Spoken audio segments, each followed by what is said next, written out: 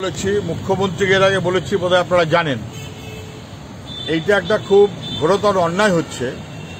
সব খোলা থাকবে, সবাইকে অফিস কাছারিতে আসতে হবে। গরিব মানুষ প্রাণের দায়ে অফিস কাছারিতে আসছেন, না আসলে কাজ চলে যাবে। এসে পাবেন কত? 300 টাকা, 350 টাকা, 400 টাকা। যাতায়াতের খরচ কত? 100 টাকা, 150 টাকা, 200 টাকা।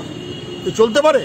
আমি যদি বলি সব খোলা থাকবে, পুজোর জন্য 1000 টাকা দেবো, লোকের ভিড় বাড়াবো, খুশি মতন সবাই সব খোলা থাকবে, কেন? কারণ উৎসবের মুহে সবাই থাকবে। তাই যদি হয়, মানুষকে যদি যাতায়াত করতে হয়, তাহলে যাতায়াতের ব্যবস্থাটা তো সরকারি পরিবহন। বাস ভাড়া একেবারে কোথায় চলে গেছে? বাসের ভাড়া কোনো মা বাপ থাকছে না? থাকছে না। যার পয়সা আছে সে তবু গাড়ি ঘোড়া করে আসতে পারবে।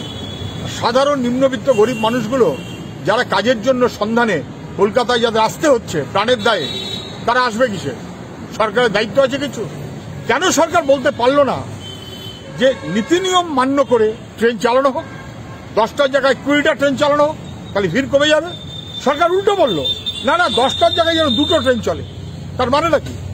তার মানে সরকার কোনো পরিকল্পনাহীনতায় চলছে। মানুষের প্রয়োজনে সরকারি পরিবহন মাস্ট। সরকারি বাস, প্রাইভেট বাস, তার ভাড়া বাড়ানো যাবে না। আর রেল, মানুষের যাতায়াতের জন্য ন্যূনতম ব্যবস্থা অবশ্যই রাখতে হবে দ্রুত। আমি মেট্রো রেল চালু করছি, মেট্রো রেল আরবান। আর আমি এমনি ট্রেন চালু করলাম না। এমনি ট্রেনটা লোকাল, রুরাল, গরিব লোক ট্রেনের উপরে বেশি নির্ভর করে। কিসের নীতি এটা? রাজ্য সরকারের কোনো ভাবনা নেই, দিল্লিরও কোনো ভাবনা নেই।